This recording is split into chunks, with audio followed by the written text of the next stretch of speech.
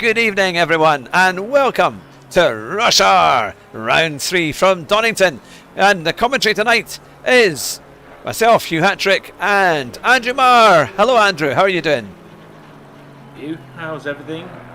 We all not snowy here by the sea, and everything's fine. Yeah.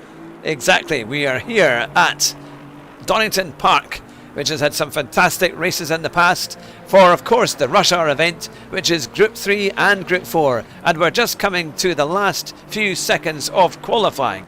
So, before we do a quick rundown of the stats and who is in the best qualifying positions, because the Group 3 cars have already been out, and now we are looking at the Group 4 cars. In fact, we are looking at Haga, who is currently second in the GT4 class, but he is ahead. He's led by Stricker, the 985 car, and you can see the difference in times there. But what do you think is going to happen tonight, Andrew? I don't know, but we're going to have a lot of fun with you pronouncing names. Oh, yes. Anyone listening, if anyone thinks I'm being horrible to Hugh, he's a gorgeous, wonderful, fantastic bloke, and just not blessed with languages. I'm taking the mick out of you, but I've decided to be comic about the way I say that. I think what's going to happen is because the rain has just come down. I was watching Taya's stream earlier. Mm-hmm. And she was in the dry trying to qualify, and then the rain came down. And this is one of the things that Assetto Corsa Competizione does, is you can fiddle with the weather, and so it's like real F1 where you don't know what's going to happen with the weather.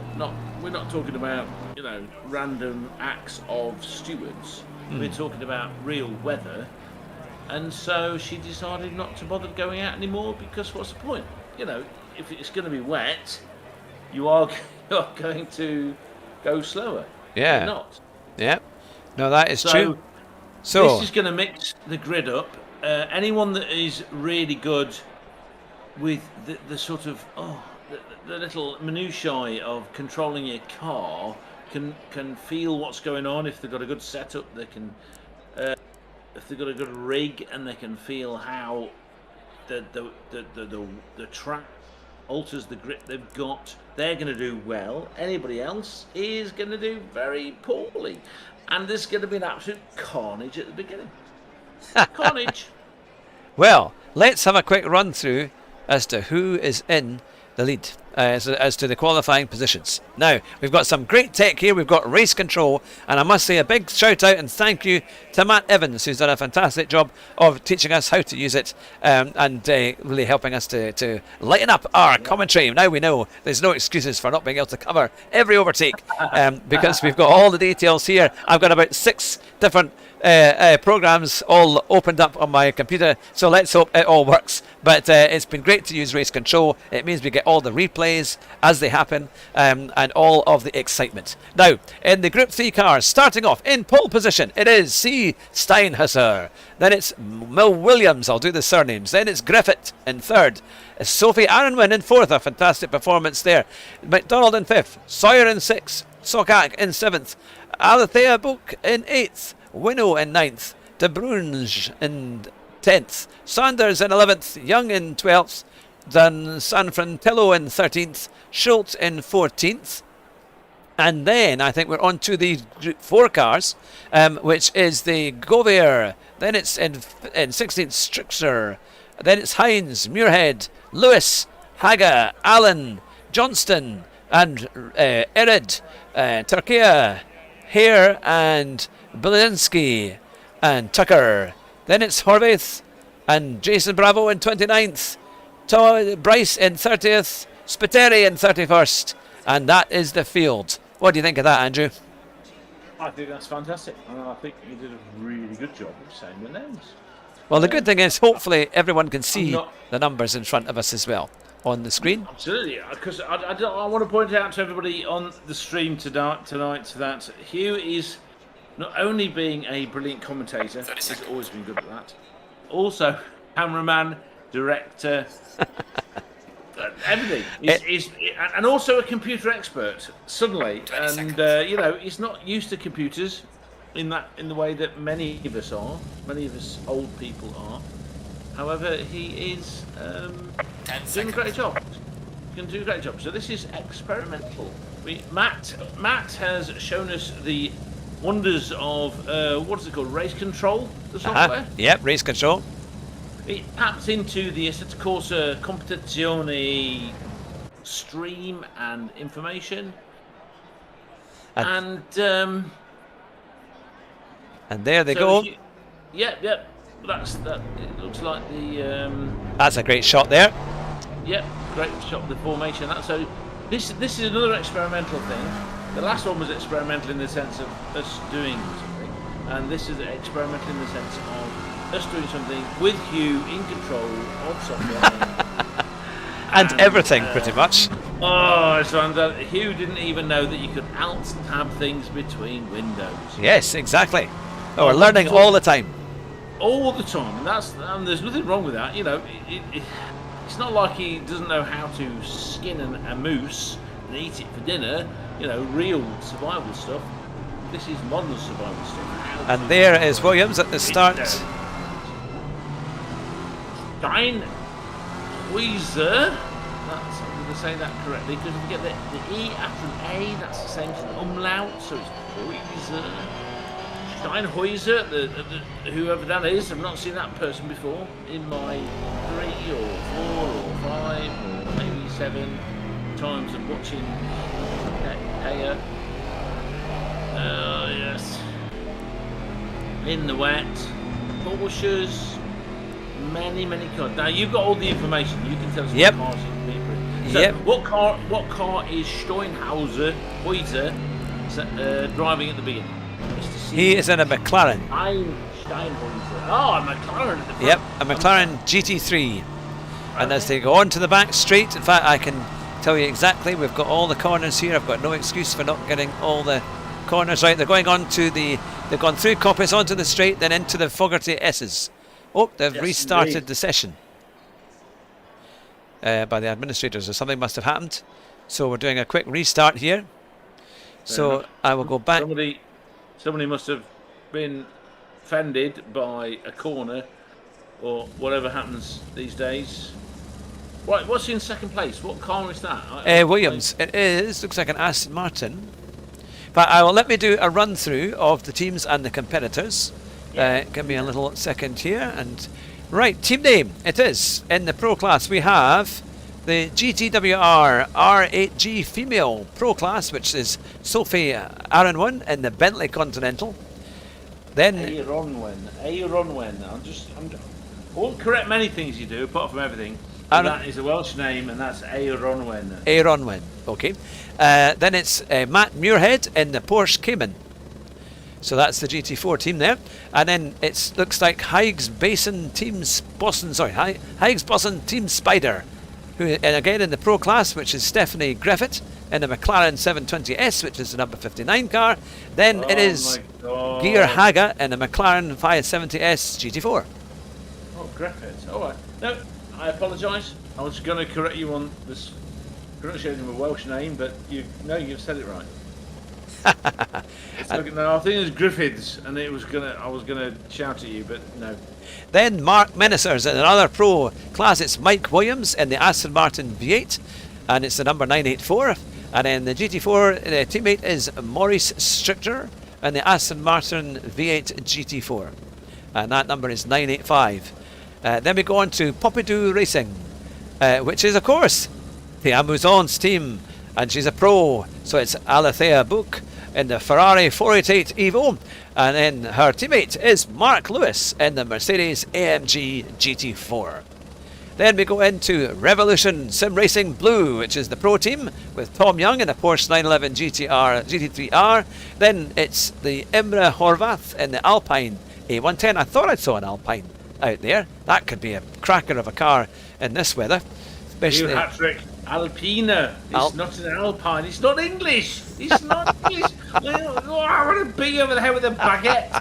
Sort yourself out. Am I just doing this to annoy Andrew? Yes. Then course you are. we have Revolution Oh, Sim Bob, Racing yes, Green. David. There's so many, it's going to take an hour to go through all of these. We've got James Lyke in the Bentley Continental. Then it's Axel Van Mol in the Porsche Cayman. Then Revolution Sim Racing Red, he's also a pro. Christian Steinhusser in the McLaren 720 with his teammate Colin Hines in the Aston Martin V8 GT4. And it looks like they're going to be heading off in a few seconds for their I think their warm-up lap. And they're not moving. Oh my goodness. Oh yeah, there they go. Oh, there they go. Someone's moving. There they go. So again, this is the formation lap. So carry on. Formation Here we lap. go. Keep going. Keep going. Okay, hang on. Let's I'll go back. Then we have Roadrunner Racing, which is a pro team. Darius Saunders in the Ferrari 488 and Clive Allen in the Porsche Cayman. Then SJ Motorsport Pro, John Sawyer. Your mate Clive. Yes. John Sawyer. Then it's Dan Johnson in the Aston Martin V8 GT4. We've crashed into all of these guys, haven't we? In our freezer crowd. Team 9 Racing is a pro team, and it's Nelson de Bruijn, Audi R8 Evo with his teammate Jiri Turkia in the Audi R8 GT4. I apologise for if I mispronounced any of these names. Then it's Wild Kittens. Then it's in a pro team again, Kyle Govier with the Porsche 911 GT3R. Then with Chris Baudry in the Porsche Cayman. Then it's into the AMS category, which is Arkansas Chugabugs, the team, with George McDonald. Oh, Kansas Chugabugs! Yep. The brothers. The Lexus RCF and Mike Tucker. Morons out there that don't know who that is, that's from the Wacky Races from the 1970s, 80s, I don't know. I was very young when they came on. Yeah. And they are two cavemen in a thing racing with many people, including Penelope Pitstop. So type in Penelope Pitstop and you'll get Kansas Chugabugs. Now I'm just thinking who is racing tonight, because I don't see Keith Updike in there. I know that we've got. Keith. Where is Keith? A Lightning Motorsport. All right, we've got Dirk Winnow in the GT3 McLaren 720S. Then Jason Bravo is stepping in the McLaren 570S GT4 car. So he is there indeed. Then we've got. Keith may have a life or something. You know.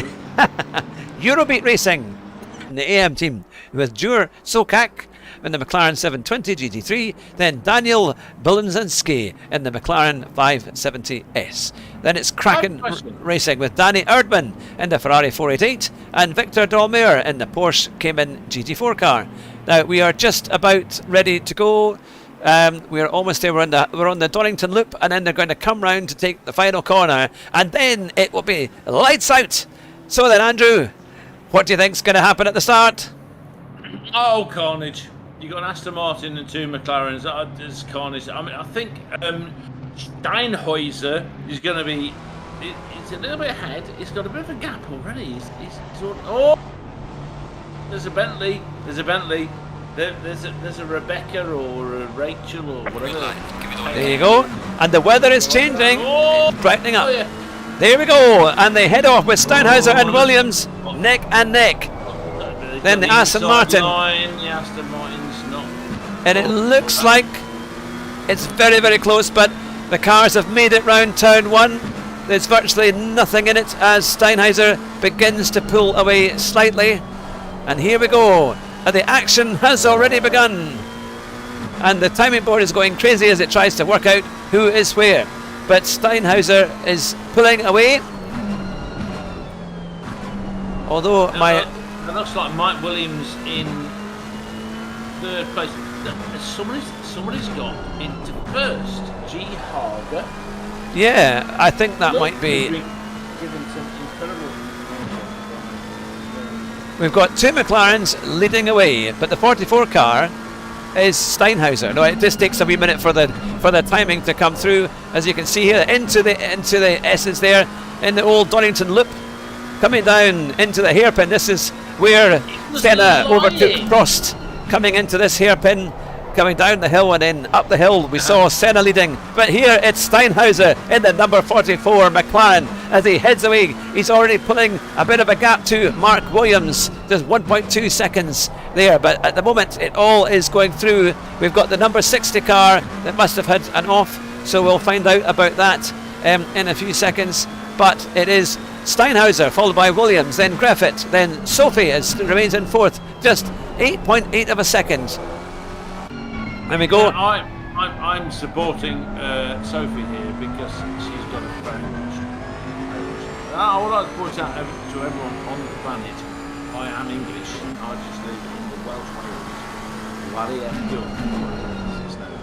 where many people speak the Welsh language, which is support it, sort it. Don't be racist about it, just be supporting, you know. Now, anyway, have you seen that it's actually a lot drier than it was in qualifying? It was pretty wet in qualifying. There might be it's going to be a bit skinny. Oh, look at that ball! You can see the flames there coming out at the back of the exhaust there on Griffith's car as they bang down the gears. But he has just got Sophie Aramwan just 7/10 behind, and it's all happening. Let's have a look at the field now. We've already had number 161. If I go into the log, we can see laps completed, race control, race session started. Oh, there's contact already.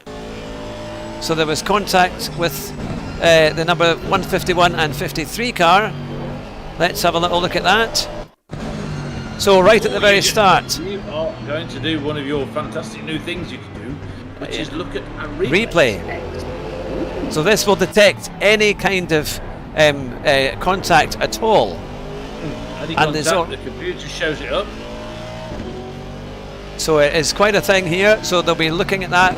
We're on board with Dan Johnston coming into the right. Sorry, the left-hander. It looks like we're going around the right-hander, but it's a left-hander. On to the start-finish straight near the lines of the grid, and off we go for another lap. And Johnson is just 0.4 of a second behind Muirhead. Of course, these are the GT4 cars, and you can see they are in blue on our little map, and the GT3 cars are in grey, so it's a little bit easier to spot them. What does the red mean? Do we know what the red means? The red? 151, there's one red car. I just wonder, out of all interest, what red car. I will find out. Hang on. Let's and now we will go on don't worry. to live timing.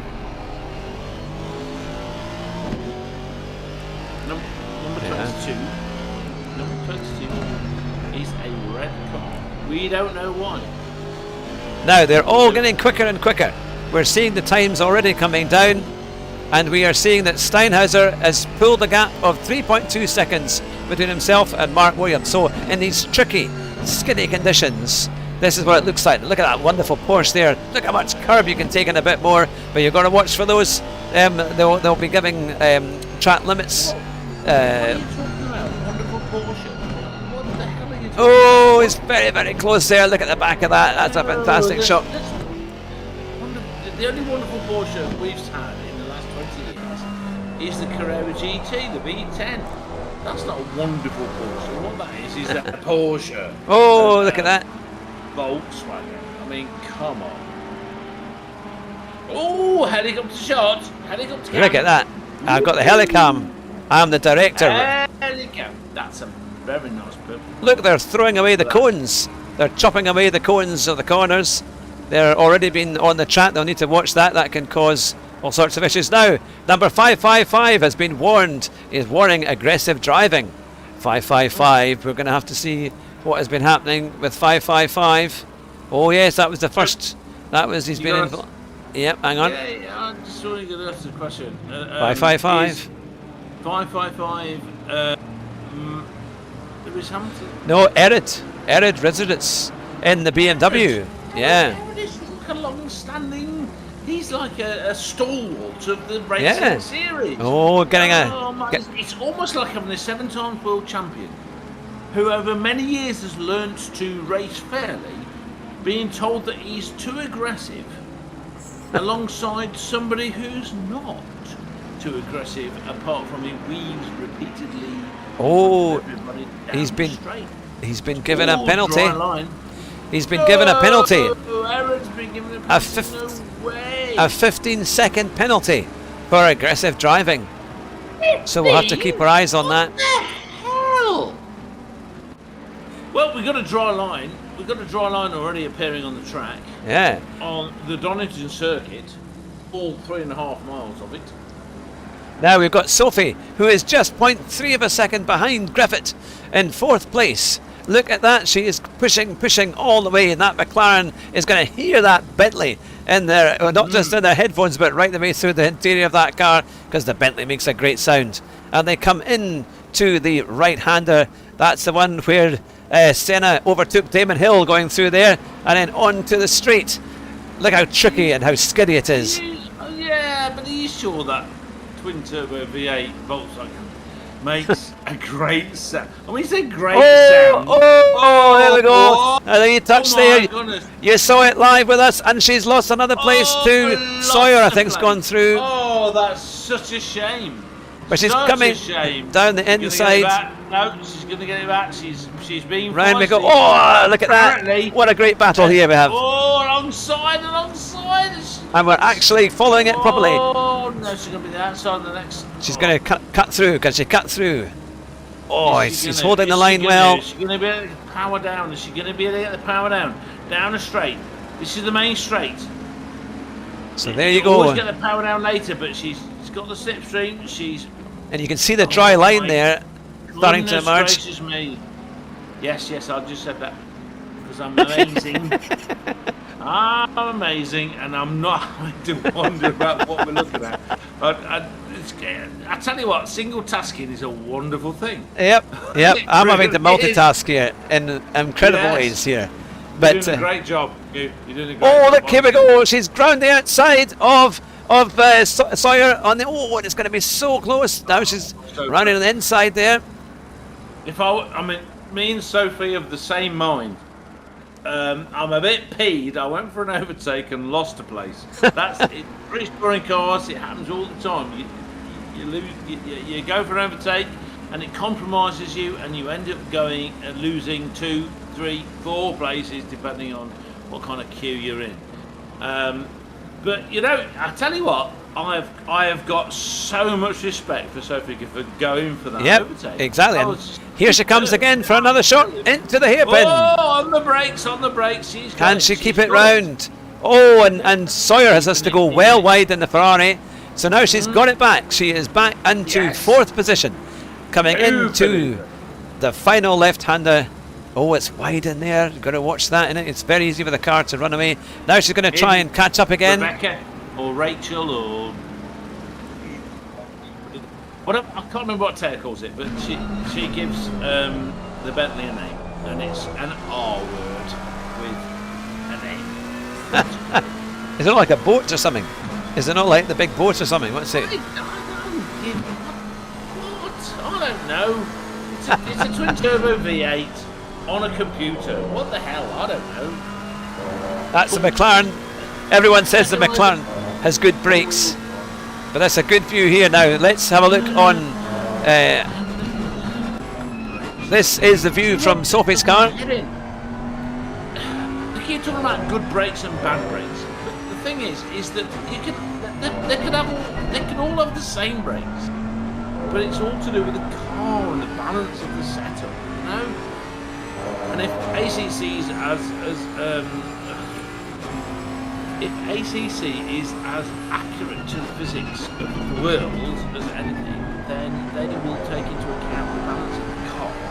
And if the weight transfer something doesn't work great, and plus, so what I'm saying here is that the braking is down to the nutter behind the wheel. Yeah.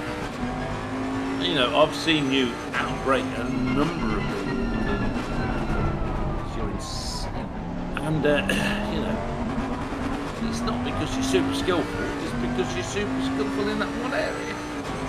Feel for the brakes, which is why you need to pick a new excuse, man. you're really good on the brakes. It's like saying, Zeus is the lightning. What? Oh. Picking an excuse, Hatrick. There we go. Say you need a new steering wheel at least. Yes, that would be quite good. Yeah, I mean, you're good at braking, and then you just say, "Oh, I need loads of." Now I'm looking here on the YouTube bit. We've got Keith will own you, and we've got a political mind. We've got Jonathan here as well, and Rockefeller Racing. Sorry, we've been looking at our race control, and we haven't quite seen all the people who have been on YouTube yet. We do apologise for that, although maybe Andrew, you've been watching that too. But good to see everybody. I hope you're all well. And here we go. We are on to lap 7, or Steinheiser has done 7 laps, and you can see they're already catching and passing some of the GT4 cars. The gaps are that big, the difference in performance is that big, but we are going to keep you up to date with all of the closest battles. I've been told that my microphone is a bit quiet. You'll have to bring it a bit closer then. Yes, that's what I'm doing now. I was experimenting. I was moving it further away. I've got a kind of a posh unidirectional mic. So I have in the past used it from far away, and now I've got it close again. How's that? So, Mr. Apolitical Mind, is that better? Tell me, please. There you go. Well, we'll find out as to whether it's still working, because Jonathan was saying that your microphone was away, but I think it is fine now, so that's all good. That there we are. So it's all happening, and we've got a few more warnings as well. We've had a warning over aggressive driving, lap 5. That is the number 14 car, which is Sophie Arenwin. So she's been given a little warning there. And 161 and 15 racing incident, lap 5. Shall we have a look at some of the incidents? We can go to our replay. Now there's contact. Now some very strange things happening on the screen, but that's better. There you go. We have sort of layers of screen. Hopefully it's all working properly. So look at some of the contacts that we've had. For example, we can see something is about to happen. And this was with 4, 5, 6 and 67. Oh, 3 abreast. Oh, it's kind of moving away a little bit quickly there. And now we are back on with G. McDonald. Oh, look at that. It's getting pretty close there. Oh, up the inside. Something up the inside. It's all happening, and of course now you're going to start picking your way through the lapped cars, making sure you overtake at the right time. And we are on board with George McDonald, the number 666 car from Arkansas Chuggabugs. And to anyone watching this, I would like to point out that the people we're following at this moment are the timing screen behind the times that are in front. Okay, so if you're seeing something weird where you are seeing the from one. All right, yeah, I see what it's doing there. I don't know why it's done that actually. There's like 2 layers. I don't know why. Yeah, I noticed that. We're using a race control software package which kind of links in to what's going on.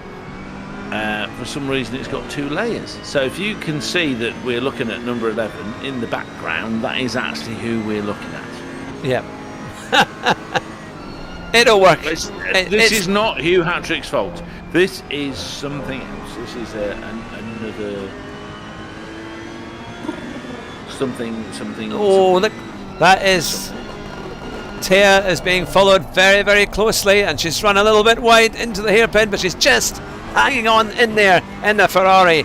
They've got Spiteri just a fraction of a second behind in 12th place, but Thea is holding on to 11th, and she's just lapsed the McLaren there.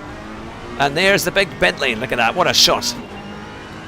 Perhaps we should use a helicam view of this one. That might be quite good. You can see what's happening there. And it looks like Spiteri has just lost a little bit of time as he was lapping the cars in front. Although they're pretty quick through the crater curves. That's a great section. And then this dodgy right-hander, you've got to be so careful. It's so easy to take too much speed in there. But Spiteri is going very, very well in 12th place, 11th place, because Alethea has just moved up one spot. There must have been somebody's gone off. I think that we will find out what has happened. Now, this is obviously Donnington Park. Now, Donnington Park is about, well, as a teenager, I used to cycle past what I thought was Donnington Park, but it seems I wasn't actually as close to it as I thought I was. I could hear the cars, but I was a few miles away. So I used to cycle about 10 miles, and it was another 10 miles away. So that shows you what the cars sounded like in those days. Cars or bikes sounded like in those days. I used to cycle along the A470. No, 512. 470 towards Ashby de la Zouche from Loughborough. And I actually remember a night where there must have been some kind of massive concert going on, and from my home I could see the lights and hear the noise, which shows how loud it must have been at the actual concert. Because Castle Donnington, which is now in Derbyshire but in those days was in Leicestershire, was very, very, very, very close. But of course I also went to the Donnington Park Museum, which closed in 2018. But before that was the largest collection of Formula One cars in history, anywhere in the world. And so I saw Fangio and Sterling Moss's Maserati 250Fs, many versions of the McLarens that won Formula One titles, Williams's. It was just a superb museum. It's such a shame, a sadness to hear that it's gone, because I've also been to the Beauty Motor Museum, and the idea that the Beauty Motor Museum, which has so many cars in it, has less Formula One cars than Donnington Park is frankly absurd. That no one has gathered together Formula One cars in one place for us to see, in the same way that Donnington did. Wheatcroft, Tom Wheatcroft was the reason that the museum existed. Tom Wheatcroft bought the rights to the Donnington circuit in 1971. Wow. He was called Tom. Tom wasn't his real name. He was called Frederick, but Tom was like a nickname he had from a kid. So from 1973 to 2018, they had the biggest collection of Formula One cars in the world. Wow. Yeah, it was pretty good. I remember seeing it way back in the early 90s. It was pretty good then. Yeah. And they only added to it from that point, and then of course 2000. And this is unfortunately the way things are gone, isn't it? It's like, exhibits like that. The only one that's really survived modern times. There you go. There's a bit of a slide, bit of a fishtail there going on. Contact. The replay will come in a few seconds. Where's the contact? Tell us you. Let's see.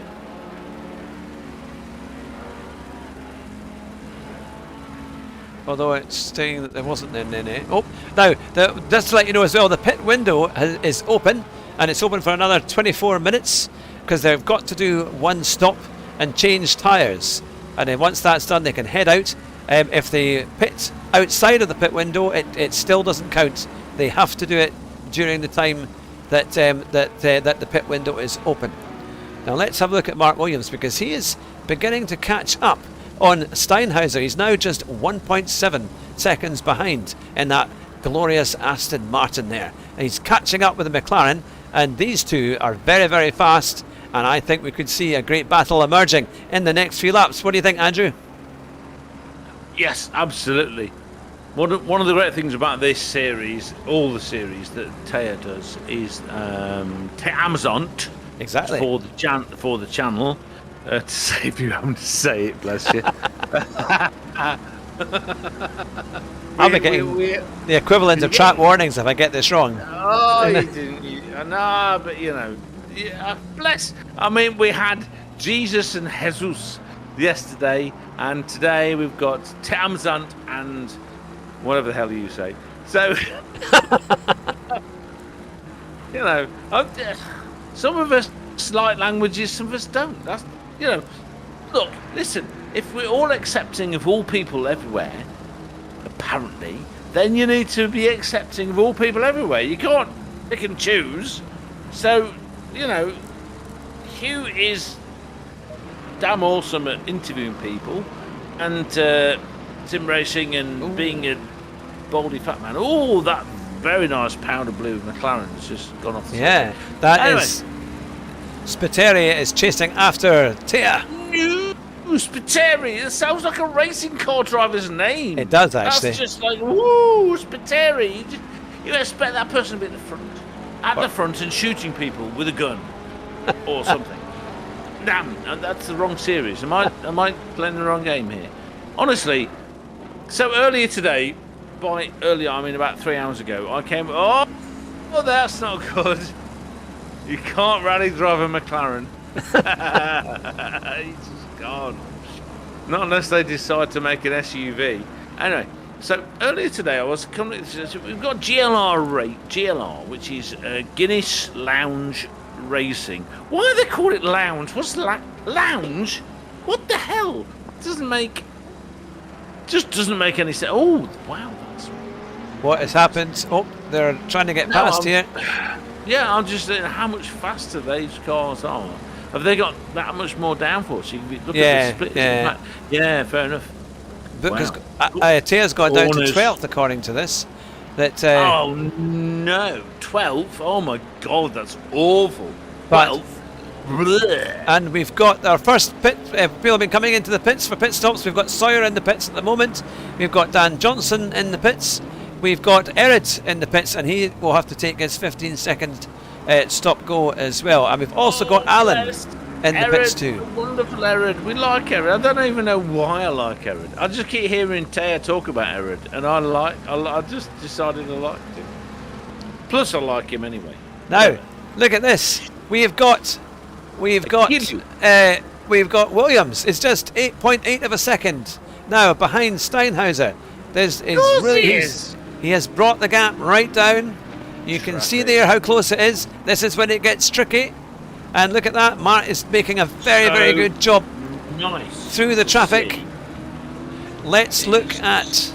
I will go to challenged by Steinhauser, and we will go... Is that... Steinhauser is not... Oh no, Christian Steinhauser. There you go. Now Revolution Racing. The sun is beginning to shine here on Donnington Park. Now I remember watching live the 1993 Grand Prix. Oh, somebody's gone off there as well on the side of the track. Need to watch out for that because they come through the trainer curves. And then I'll look at the map if I can see the map.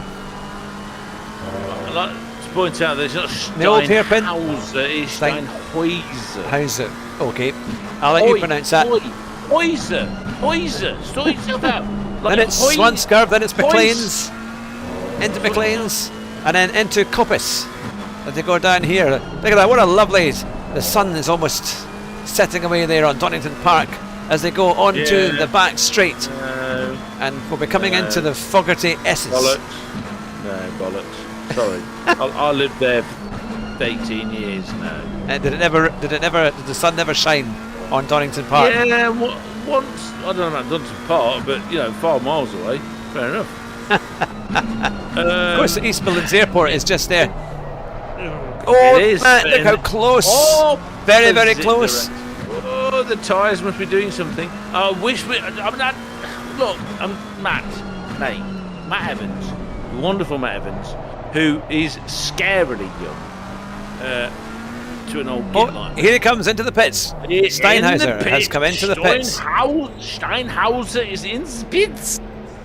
He's going into the bathroom. And putting dry tyres. Decided to do this Austrian accent with the stream. Anyway, so listen, Taya, if you're going to watch this, and if you decide you don't want this kind of stuff, then tough shit. 'Cause I'm doing it anyway. If you want someone else to do the what's that thing we do, commentary, then you need to find somebody else, because you're good at doing. Oh, look at that! That was that was a purple thing. What was the purple thing? It was was it 61? Was it one of the? That might be Jason Bravo. Look out for a yellow flag. I want to point out that these two, this is like Lewis Hamilton and Max Verstappen out the front, hopefully without the crappy driving from Verstappen. And I'm going to poke Sleeping Bear here. It's not very sleeping, and saying that I at the beginning of this season I wanted Verstappen to do well, and I wanted him to win the championship. I wanted him to. Now I want him to lose, and lose badly, because the crap that he's been driving. Oh, the people spinning all over the place. Oh yes, spinning. We like the spinning. There's going to be lots to see here, but we are on board currently with, if it will come up here, Steinhauser. We're on with Steinhauser, and he has dropped. Whoa, he span. Wait a minute. Was it Steinhauser? That's saying that Young is one lap ahead. Yeah, I think the timing on this could be a bit off. Remember, he's had his pit stop. He's been into the pits for his pit stop. Yeah, but okay, we've been told by the lovely Matt, lovely Matt, give him a cuddle because he's only three. By three I mean 23. Oh God, it's the age of my middle daughter, for fuck's sake. I mean, come on. I'm more than twice his age. Oh, Steinhauser. He's gone off. He's off. Honestly, you need to do that rewind thing you can do and see if he's done this already, because he is screwing this up massively. He had this in the back and he got all excited. He's probably 14 and he's probably let's see, Swedish then. Yes, we'll pick that. He's probably Dutch, and so really excitable, and he's done something. Oh, it's not going to be Dutch, is it? It's not going to be Dutch. Oh, I'm sorry. Now you can see it's almost completely dry as they come into the Fogarty S's.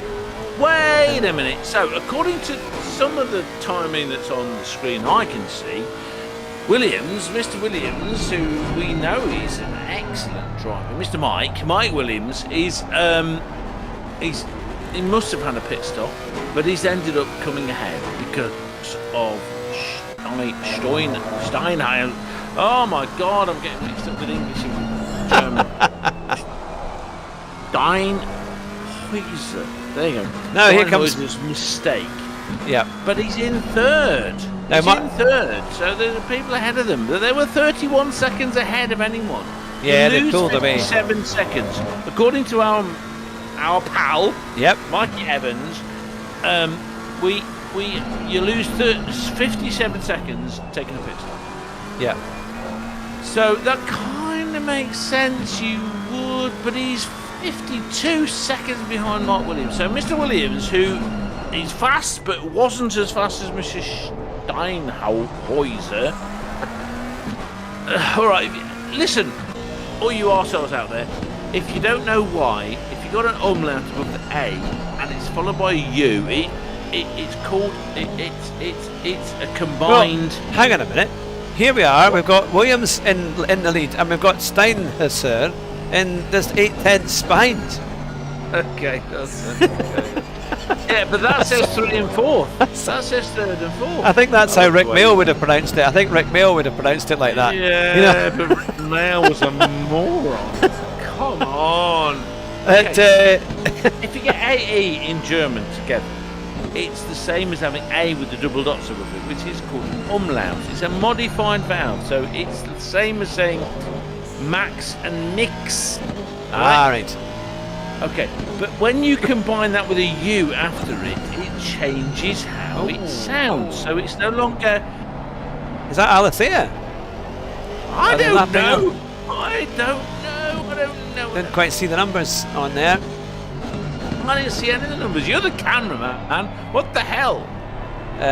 Well, Alethea is in the 66 car and currently in 10th position. And 13th, is it? Oh, hold on. 12th on the screen I've got. What the hell's going on? What's your... has Matt given us a bum? I think we've got a bug. We've got some kind of bug here. We got a bug. I don't know how to get rid of that. I know I think Jerry said try and move it, or they were saying try and click the point next to drive. I got this. Hugh, I got this. Have you tried turning it off and on again? Oh, if I do that, I'll have no stream. 15-second penalty for car 878. Spitteri's got a 15-second penalty. The raciest name on the grid.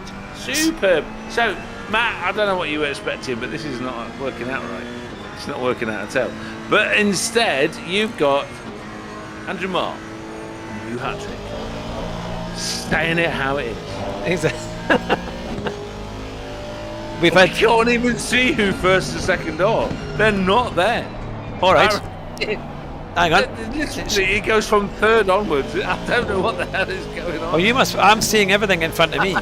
So I've got Williams in first, Steinhauser in second, Griffith in third, Sawyer fourth, Young in fifth, Arnman in sixth, De Brugen in 7th, McDonald in 8th, Govier in 9th, Tea is in 10th, Spiteri is 11th, Sokak in 12th, Saunders 13th, Lewis in 14th, Schult in 15th, Strijker in 16th, Johnston in 17th, San Fratello in 18th, Winnow in 19th, Turkey in 20th, Muirhead in 21st, and let's see where we go from here. Hines in 22nd, Allen in 23rd, Belinski in 24th, Hare in 25th, Eruditz in 26th, Horvath in 27th, Haga is in 28th place, so he's had a pretty poor run of events there tonight. Bryce is in 29th, Tucker is 30th. Now, I thought there were 31 cars running. I wonder if poor old Jason Bravo has had to retire, because I can't see him anywhere in the 61 car. Look out for the 61 car, because I think he's maybe had to retire. Well, all I know is that it's saying from 3rd onwards to me. Oh, it says Mike Williams, literally the screen I am seeing says that Mike Williams is 3rd and nobody's ahead of him. So I have no idea what's going on. Fionn McCool has joined us today, which is great. I have decided to have a look. And Keith has said that Jason unfortunately had a disconnect, so that's why he's out. So that's really unfortunate. So I'm having to flick from lots of different screens here, so I will try and keep up with the YouTube feed as well. But here we go. We have Williams in first place with Steinhauser just a second behind. Now you can see him there. We're on the back of Williams' car. Just on a second there between them. It's been pretty good. This is one of the closest battles we've had, one of the closest races we've had, when you consider this is for first and second. This is better than real life, I think. Well, oh God. Right, I'm going to regret saying this. Seriously regret saying this. But I actually agree with you. Yeah. Even with my directing the camera, it doesn't seem to be too bad. It seems to be working quite well. Well, no. The fact is that when I watch Formula One, or try to watch Formula One, I don't see a good race. It doesn't matter how good the race is. I don't see a good race. Okay. So, and the problem is that the camera angles and all that kind of stuff, it's all wrong.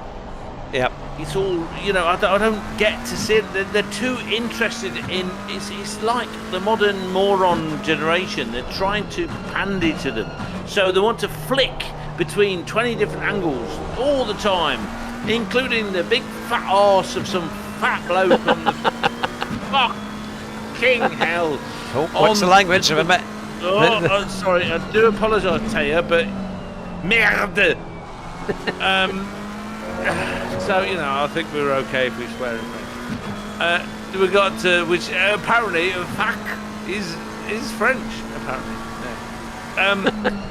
The point is you get some bloke with a sort of a wiggly leg on the pit wall, or Toto Wolff going, I'm a big 6'5" bloke. No! I've just had to. I paused there because I had to. Yes, overtaking. Oh my goodness. So, he slipped behind him. Why didn't he punt him off? You see, this is what I'm saying. If that was Hamilton and what's that guy called? Max Verstappen, there would have been a lot of I'm going to push you onto the grass, while the FIA decided they wanted to get a new world champion. It's all. It's not. And to anyone out there, it's not a black issue. It's not because he's black. It's because he's a 7 times world champion and we're bored now. But the thing is, that's because these people are looking for the wrong thing. Seriously, absolutely 100% looking for the wrong thing. And what they're looking for is they're looking for action in the same way they're looking for action when they watch some kind of YouTube video. There we go. Seriously, yeah. They need a massive slap. We need to be looking for racing and skill and talent and ability, not reverse grids to fake up some kind of action. I don't want to see one car go past another. I'm not interested. I don't give a damn. Honestly, I do not give a damn. But what I want to see is skill. Yep. I want to be impressed by somebody's skill. Now, you know, and everybody knows, Ruse Rant. Here we go. I've not done any of my Ruse Rant videos, but this, I should do lots of them because I keep tuning into Taya's streams, and I'm not interested in sim racing. I'm not in the slightest. I don't give a damn. Sim racing, whatever. There goes. Okay. There goes. No, he overcooked it, and the weight got rearward. Oh, good old ACC physics. It showed There him. you go. He got it back. He came back on though. So I don't care about sim racing. I'm not a sim racing guy. I'm not someone that's wonderful into sim racing. I don't care. I've not got a rig. I've got a air-mounted paddle. But you love commentating on sim racing though, because we get some good races. We get some good races. Yeah. No, I don't. I don't love commentating on sim racing. I don't love commentating on anything.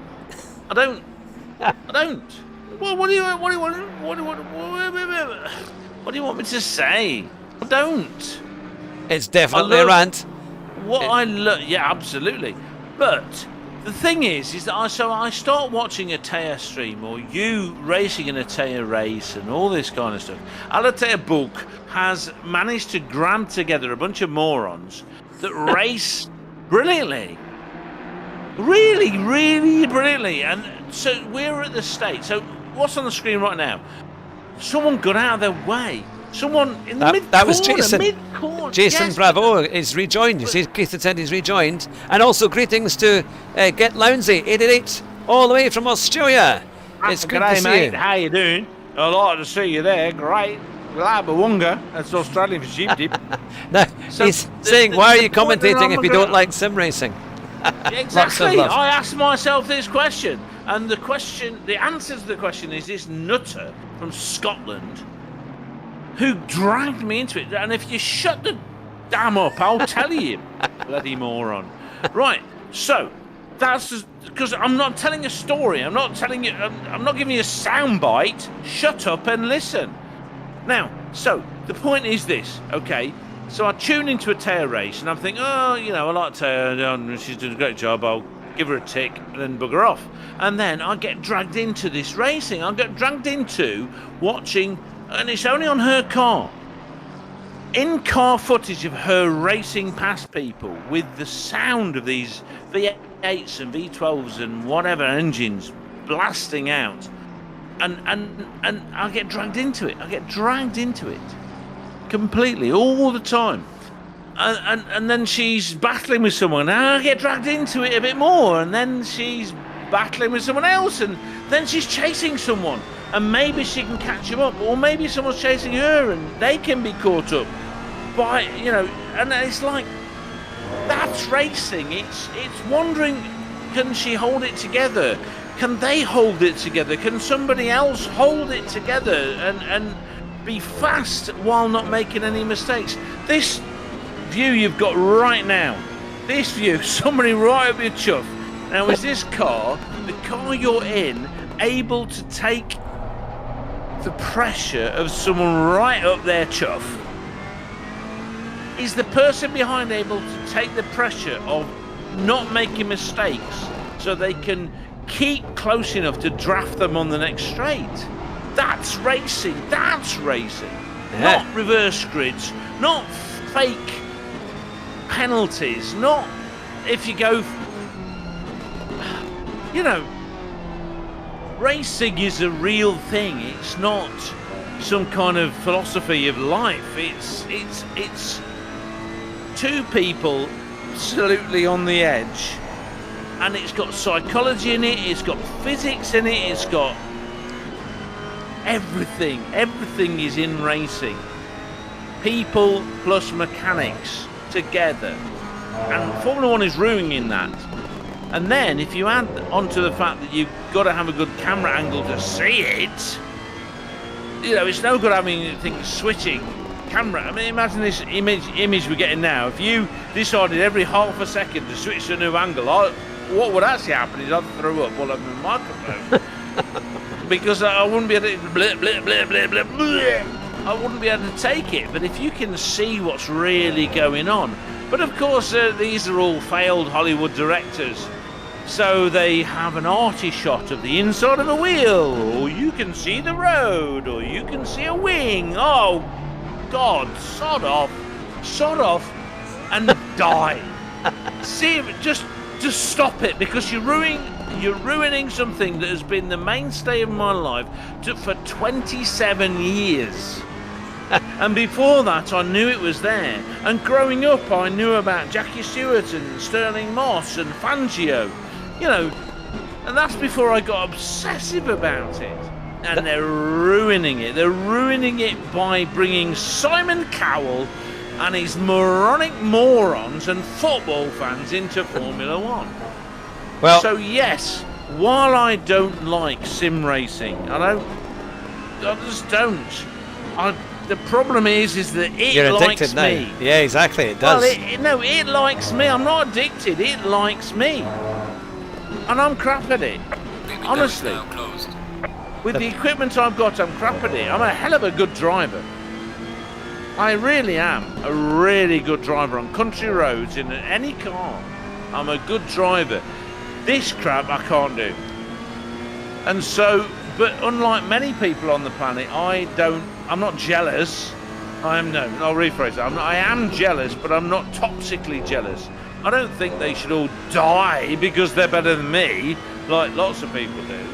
It's not like I'm going, oh my God, there's so much faster than me. I wish God would come and kill them. It's like, oh my God, there's so much faster than me. Wow, what amazing people.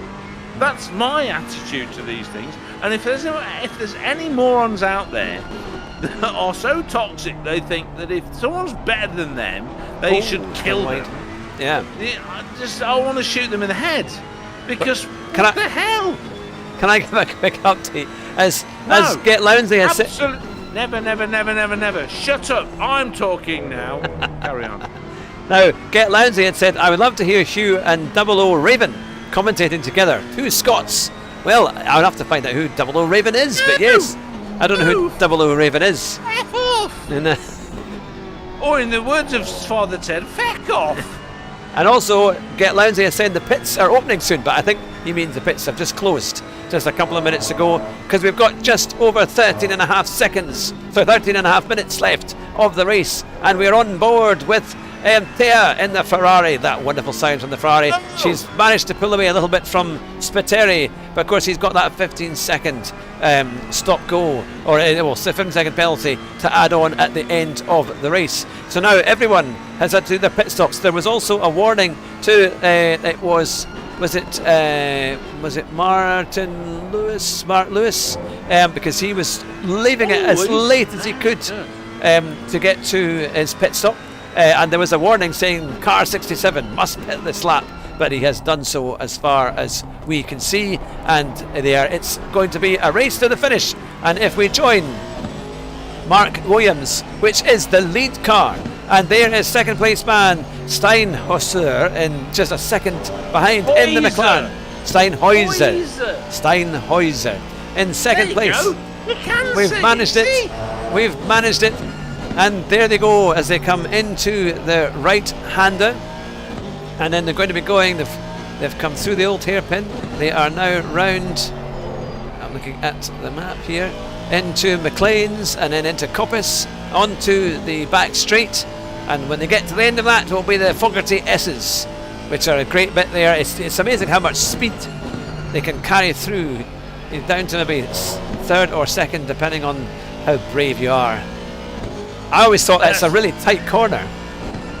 Yes. When you see it in real life. Donington is a funny one, isn't it? Because it's a very challenging circuit. Yeah. It's seriously. I mean, I've watched more Donnington watching MotoGP. And I just wonder, because we've had years of the Herman Tilke circuits in Formula 1, and now we've had the latest MotoGP circuit in Formula 1, and people were wondering, well, it's a MotoGP circuit, it won't suit Formula 1, and it made a fantastic race, Qatar. Yeah. And it's like, I wonder whether instead of paying Herman Tilke, we need to just go with MotoGP, because MotoGP, I don't know about the circuits as such, but MotoGP is the most astonishing spectacle of fighting and overtaking, because there's very little to stop skill or stopping someone from overtaking. And I would just wonder whether maybe we should ditch Silverstone, or maybe have Silverstone and Donnington, because if it suits a MotoGP bike, which has way too much power compared with the grid, and you need real skill to control that thing, and then you also need some understanding of overtaking to be able to get past someone. I just want to say that the sound we're hearing of that. Yeah, the helicopter's cool. Yeah, the AMG. Yeah, that does sound good. No, this is the AMG V8. But I also want to say that the AMG V8 is in the Mercedes as well. Yeah, it's just got a proper. It's a proper. Yeah, you know what I'm going to do is I've got a big hammer. I'm going to kill you with it because I'm a Viking. It's like watching Gladiator. At the beginning, when they're fighting on the Germanics, it's kind of like the engine equivalent of a bunch of Germanics with massive big hammers killing you. Number 44 has just gone off. Number 44. There was a yellow flag there. Don't do that. Don't do that. It's bad. It's no good. I'm speaking as Italian. It's no good. Don't crash. Tell me. It looked like 44, but I'm not sure where that number is gone. Have they got pit stop? Have they all finished the pit stop? Yes, they've all done all the pit stops. There's less than 9 minutes to go of the fantastic round 3 at Donnington here at the Rush Hour event. And it's a great race so far. Can I have a recording of me doing a rant so I can just shove it out as a Reeves rant? I just wondered. I don't know. Kevin Schwantz curve, McLean's. Oh. Now Griffith is in second place. What's gone on What there? has happened to? We've missed it. No, he's gone. He's gone. Right, do a replay. Go back. He Replay. must have maybe had to disconnect. That's insane. He was the only person that's challenging Mike. Oh my goodness. Yep, there's been I'd like to say that Sophie is right up there in fourth place, which you think, fourth place, but that's fourth place out of 30 odd drivers. That's awesome. I mean, look, okay, you carry on trying to search for what happened to our old second place, whose name I've forgotten. He must have. Chappen Schiffenhauser. That shows you how good my memory is. Taya's looking for female drivers in sim racing, okay? Now, you and I have talked about this. I'm going to go on a mild rant about this, all right? Okay. One of my favourite quotes from a female racing driver is from Susie Wolff, the brilliant Scottish racing driver who ended up marrying Toto Wolff.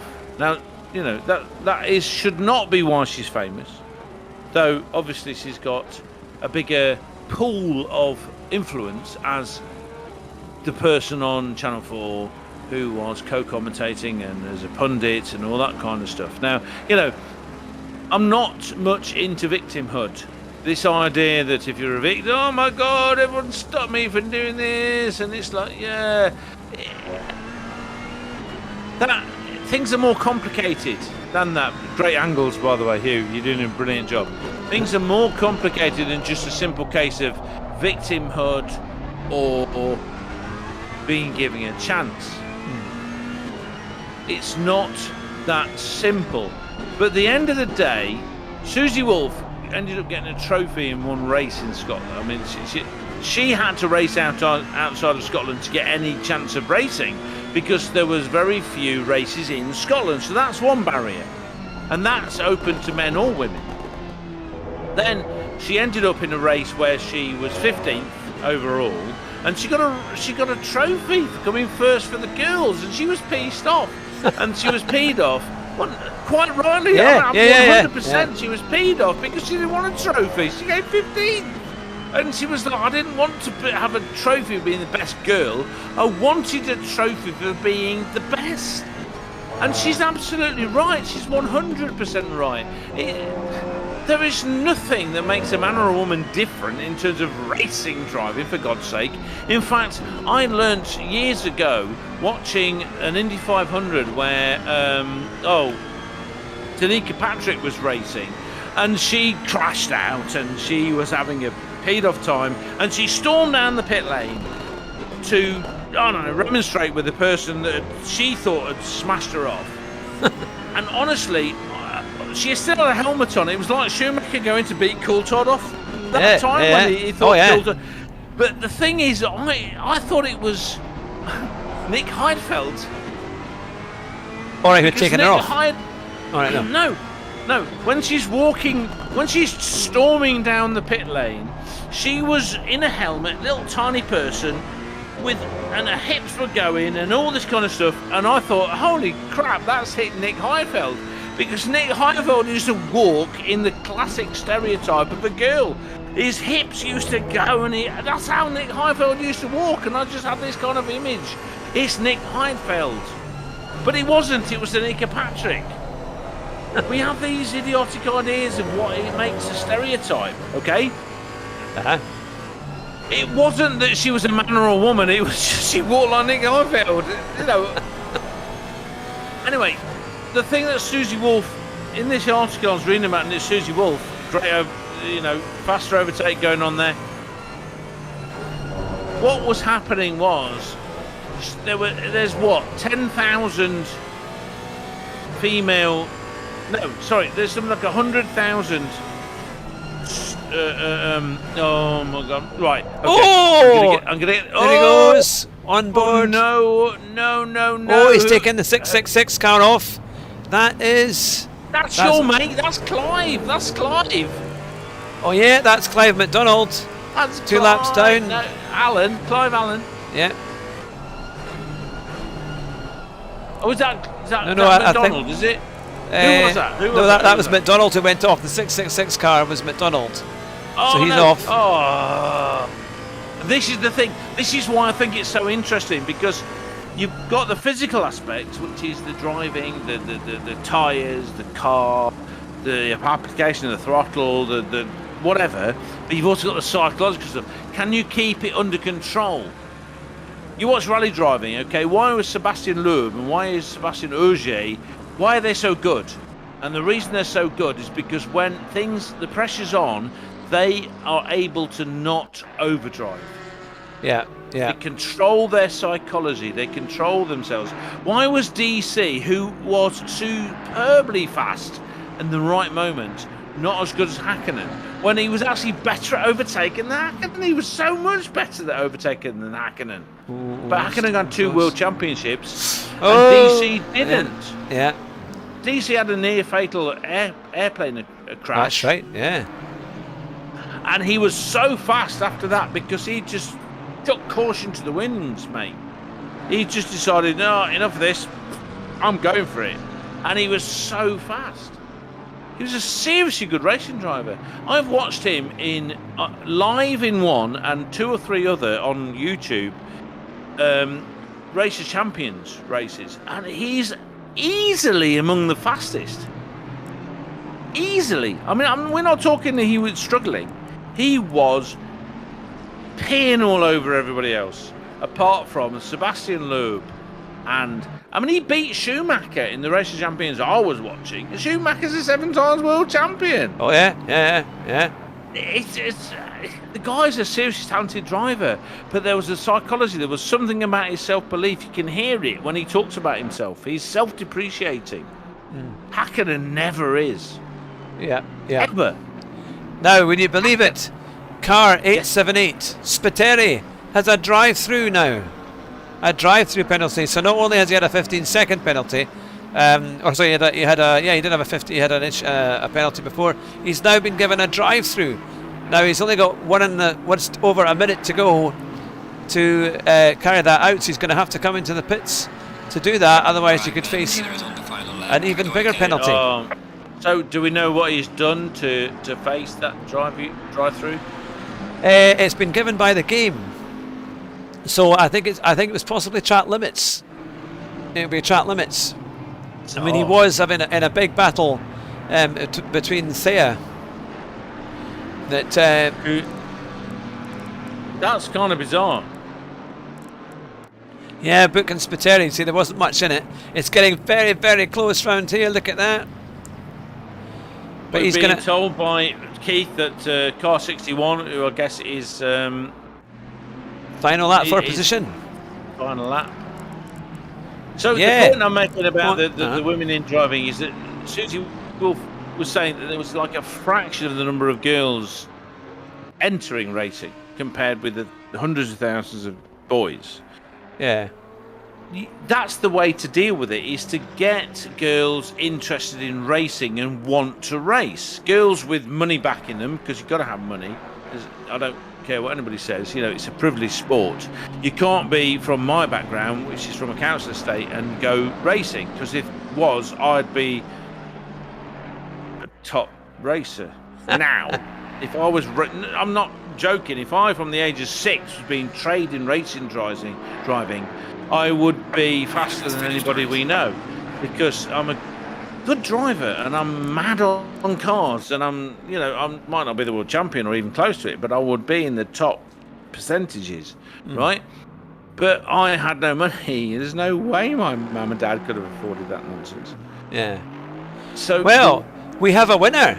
The race is finished. It's Mark Williams has crossed the line, done it after doing 39 laps. It is Aston Martin GT3, the car 984, has won the event 3, round 3 at Donnington. from Griffiths in second place, then Sawyer in third. Sophie has done a fantastic run in fourth. Then it's De Brujun in fifth.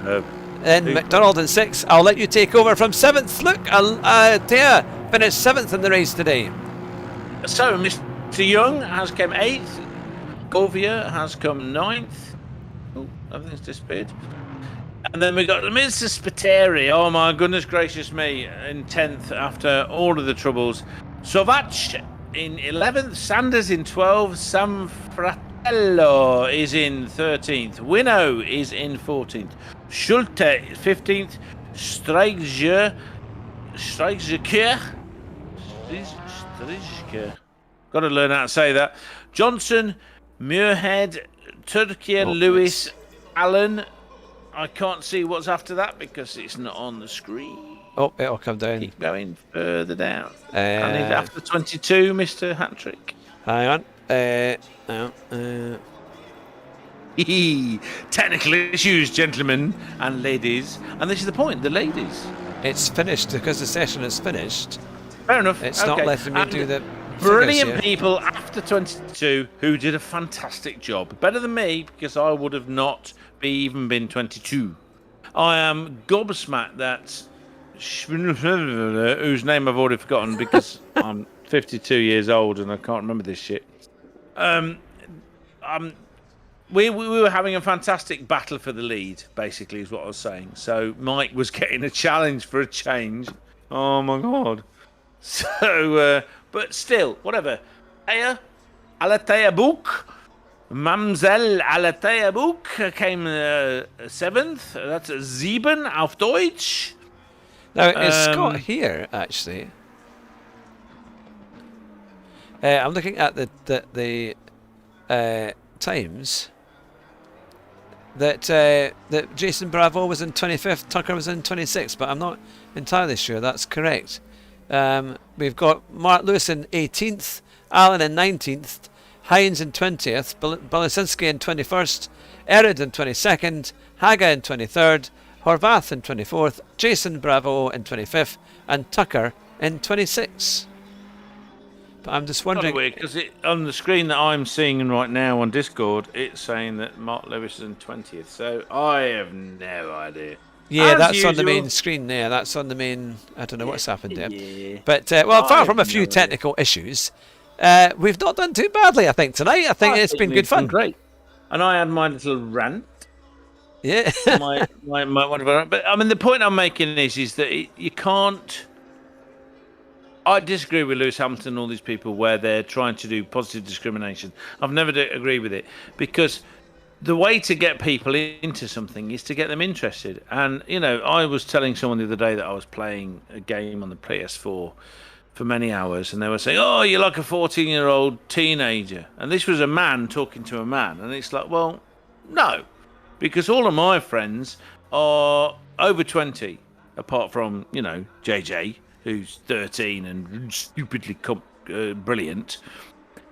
The problem is stereotypes, and the stereotype is that anyone playing any kind of video game on any kind of console must be a pubescent teenager boy.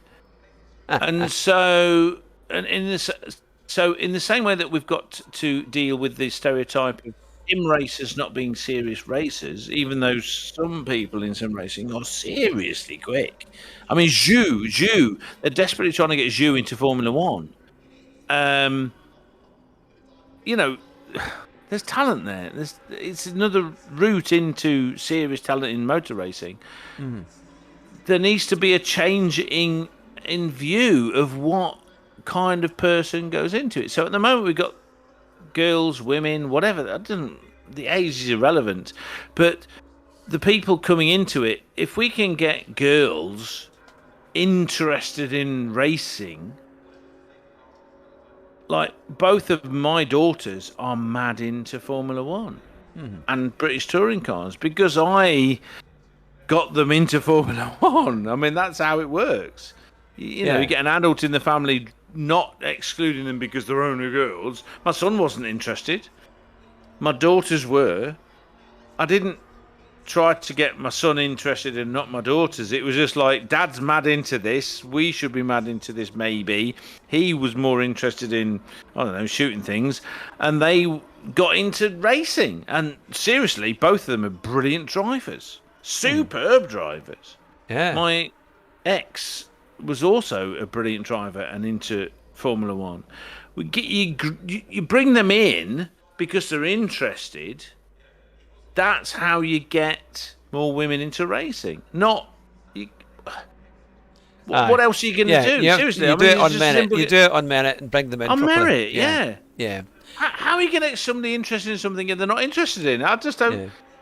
Well, Formula One takes a huge amount. For example, takes a huge amount of commitment. If someone's not really interested, they're not going to do it. Yeah. Just not. Any kind of racing takes a huge amount of commitment. You have no life. It's like everything else where you can be the top of something.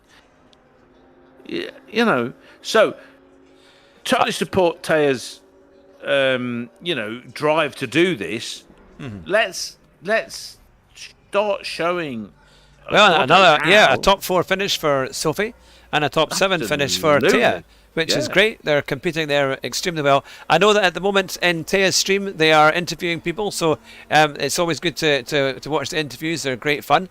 But I would like to thank everybody for watching tonight and putting up with all of our the race director issues. But I think it actually worked fairly well. I think we were getting some of the close racing. There were no race director. Yeah, it was. I think it all went pretty well. You did a fantastic job. This is the first time you've used that software outside of Matt showing us how to use software, and that took long enough because it wouldn't work.